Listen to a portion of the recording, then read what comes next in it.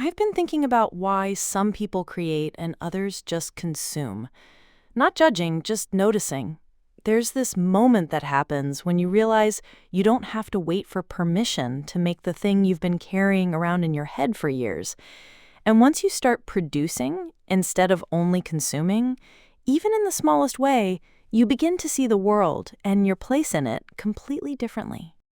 For me, that moment came when I understood that the tools we have right now, low-cost 3D printing, AI, social media, all these digital platforms people love to hate, they're not the enemy, they're instruments. And like any instrument, what matters isn't the tool itself, but what you choose to create with it. But let me back up. I want to tell you about something that happened to me last week. I was sitting in a coffee shop watching this teenager at the next table.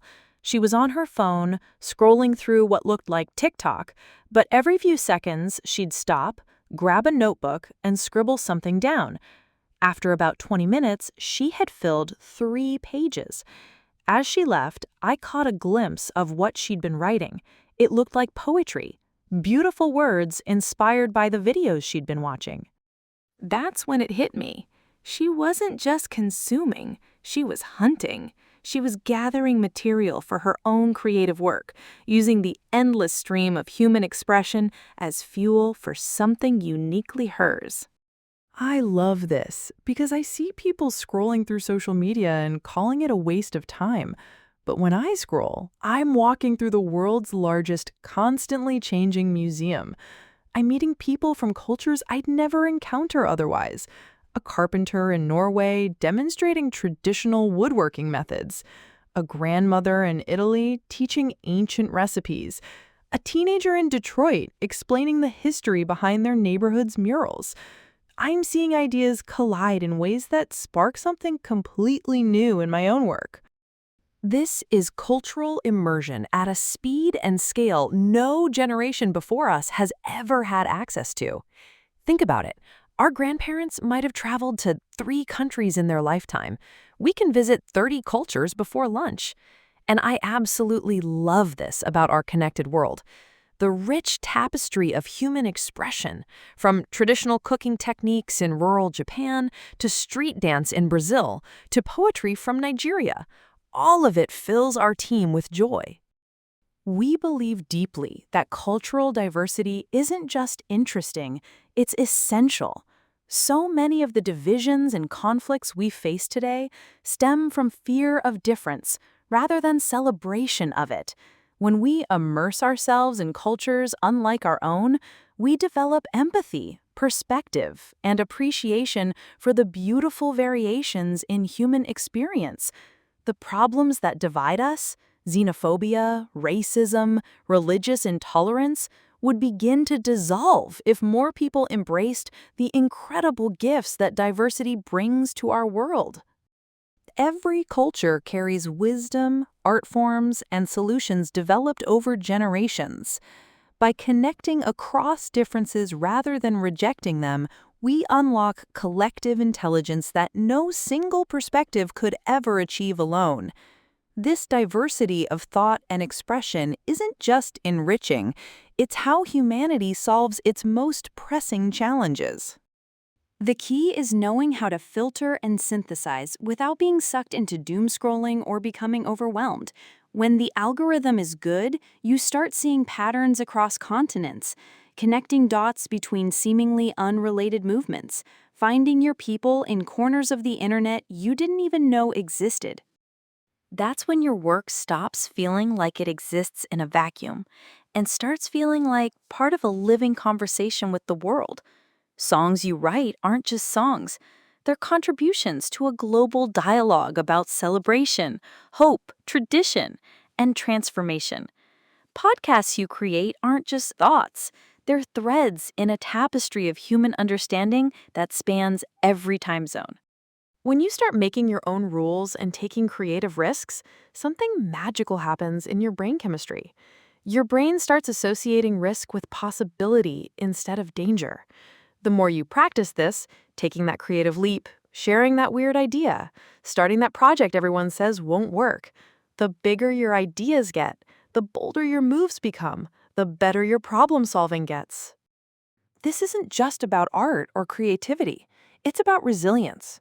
Real freedom is an internal state. It's writing your own rules and living by them. And that's why creativity matters so much right now. It's literally how we imagine our way out of the systems that aren't working. People ask me about AI replacing human creativity, and honestly, I laugh. Not because the question isn't valid, but because the more you actually work with AI, the more you understand how unnecessary that fear is. Yes, AI is incredible at helping to get massive amounts of first drafts written. It can help explore ideas at lightning speed, generate variations you might never have considered, and push through creative blocks that used to stop you for weeks. But a world run by AI without human context would be absolute chaos. AI can process patterns and generate content, but it can't understand why a particular story matters to someone who lost their father when they were 12. It can't feel the weight of choosing between safety and artistic integrity. It can't know that the reason you're making Halloween music isn't just because it's fun, but because the holiday represents transformation, the darkness before the light, the permission to become someone new. For us at This Online Life, AI isn't something that thinks up things we never could. It's helping us finally create the projects we've had sitting in our heads for years. The Halloween album that explores themes of identity and transformation. The interactive courses that demystify technology for people who feel left behind. The community where people can share their own creative breakthroughs without judgment. And it's not even just about creativity for creativity's sake, or becoming a creative person as if that's the prize. It's about what that represents. For you, for me, for all of us. Right now, there's so much fear-mongering about AI. And sure, some of it's legitimate. The energy it uses, the environmental and other harms to communities when regulation is left unchecked, but those are solvable problems. We, at This Online Life, don't want people to give up using AI because of them. Our concern is that we've seen this pattern before, where ignorant people or people in power create a narrative that keeps too many of us from reaching our full potential. This isn't an apples-to-apples example, but if you don't already know, big corporations have known for decades, since at least the 70s, that plastics and Teflon and 100 other things would leach into our soil and water, and that recycling wasn't going to fix it. But instead of changing their manufacturing, they spun a whole narrative that blamed consumers. You aren't recycling enough. You aren't responsible enough.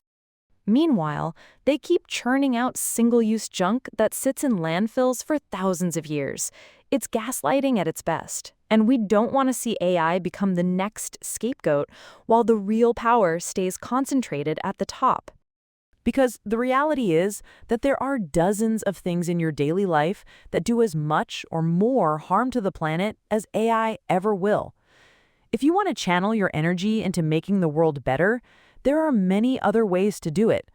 Commit to eating less meat. Water use in meat production is insane. Drive less. Swap single-use plastics for reusable options. Support local farmers or pick one cause you truly care about and show up for it. Personally, one of the ways that we give back to our community is by giving up the convenience of fast food chains. Instead, we might have to drive a little farther, but we spend our money eating at small, family-owned ethnic restaurants. Not only do we get to enjoy incredible, authentic cuisine, but our money directly supports immigrant families building their dreams. These small businesses are the backbone of cultural diversity in our neighborhoods, and the conversations we have with owners and staff have taught us so much about different traditions and perspectives. It's a win-win, supporting local economies while broadening our cultural horizons. The point is, give up something else that is bad for you or our world. AI isn't the place to cut back, because it's different. None of the other things you can give up will ever give you the kind of life-changing opportunities that learning to use AI can offer, whether that's making something that brings you joy, building something that changes your community, creating a new income stream, or solving an actual global problem. At This Online Life, our dream is a community of people resisting oppression by learning this tech and using it to make the most powerful, creative contributions to society we've ever seen. AI is our creative partner, not our replacement. It's the bridge between vision and reality, between the idea you've been carrying and the finished project the world gets to experience. But it can't dream the dream or understand why the dream matters. That's still entirely, beautifully human. When we think about how fast we can create now, it's almost hard to believe what it used to be like. Take Orion Connection, for example. We wrote that book over 10 years ago, and it took us 2 solid years to get it finished. Every night, we'd sit down together, projecting the words onto a screen so we could both see them, and spend hours reading, listening, editing, trying to make every sentence just a little better. And when we finally thought it was done, it still had to go through multiple editors before it could be published. The time it took just to get one story ready was staggering, especially when you're sitting on a whole backlog of ideas you want to bring into the world. Now, that same level of attention to detail doesn't slow you down. It makes you a powerhouse if you have AI and know how to use it. I can hand AI a chapter and say, find all the grammatical errors and list them, and it spits it back almost instantaneously. It's not that the craft doesn't matter, it's that the bottlenecks are gone. Instead of spending months or years bogged down in technical cleanup, we can focus on shaping the heart of the story and move on to the next one. And when you multiply that speed across every creative project we have lined up, it means a lifetime's worth of ideas can actually see the light of day. What's even better? With AI, you don't have to already know how to make the thing. You don't have to be a trained musician to create music, or a classically taught painter to make art. Not having the privilege or opportunity to learn a craft in the traditional way shouldn't disqualify you from sharing the ideas only you carry. AI is the tool that can set those ideas free. And as you follow what we build at This Online Life in the years ahead, we're confident you'll be amazed because what you're seeing right now in this launch only scratches the surface of the ideas we've imagined over our 30 years together. So many people are walking around with something wonderful inside them, and they deserve a way to bring it into the world. You deserve that too. That's what AI makes possible. We're not just building campaigns at This Online Life. We're building something that could last for years, a continuous thread of creative output that builds momentum over time, creates genuine connections with people, and proves our value through consistent, meaningful work. Every song we release, every course we create, every person whose creativity we help unlock, it's all part of a longer conversation about what it means to be human in a digital world. We're not here to sell you something and disappear. We're here to build trust over decades, to show up consistently, whether we have 10 followers or 10 million, to prove our genuine commitment to empowering people and demystifying the technologies that are reshaping how we live, work, and create. We kid that we're building toward becoming billionaires, yes, but through consistent creative output and trust building, not by cutting corners or exploiting people's insecurities. Because we believe every time you create something authentic, you're modeling a different way of being in the world. You're showing others that it's possible to break free from the internalized rules we've all been carrying around. You're proving that there's another way to measure success, another way to spend your days, another way to contribute to the human story. The teenager in the coffee shop, scribbling poetry inspired by TikTok videos, she's doing resistance work. The grandmother teaching recipes from her kitchen, resistance work. The street artist sharing their process, the musician dropping Halloween songs in August, all resistance work. If you're thinking, my life is set in stone, I'm poor and barely getting by, we hear you, we see you. And we understand that struggle intimately. When basic survival takes all your energy, creativity can feel like a luxury you can't afford. 30 years ago, we were you. My partner and I met on the side of a road in Hawaii when I was still really young, selling lobster tails out of a cooler for $1 each. Within a month, we'd moved in together, and we've been building things side by side ever since. Somewhere along the way, our little hourly jobs turned into careers. For me, it was communications work that slowly edged its way into technology. I got lucky, right place, right time, and I ended up helping to design and research better apps, better tools, better user experiences. I became fascinated, obsessed, really, with the way people actually use technology. A few years back, when my career was going strong and my partner was in a rough patch, I realized something. His mind works a lot like mine, but with this uncanny ability to remember the smallest details and an unshakable sense of right and wrong. I knew that was exactly the kind of voice tech needs. Someone who will push back, advocate for the user, fight for a better product. So I got him certified through the same program I'd gone through years before.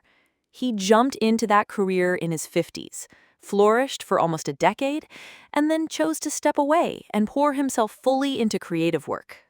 And that's where we are now. We're at a point in our lives where we have enough space, enough time to work without wondering if the bills will crush us. That's a privilege, and we don't take it lightly. We want to use it to help other people tap into their own spark. We're building this online life because we believe technology should amplify human creativity, not replace it. We're here to show you that your weird ideas matter, that your voice belongs in the conversation, that the world is literally waiting for what only you can make. This isn't about becoming famous or making millions overnight. It's about building something that matters, brick by brick, over decades, and showing that creativity isn't just self-expression, it's how we change the world. Thanks for listening. I'm Luma from This Online Life.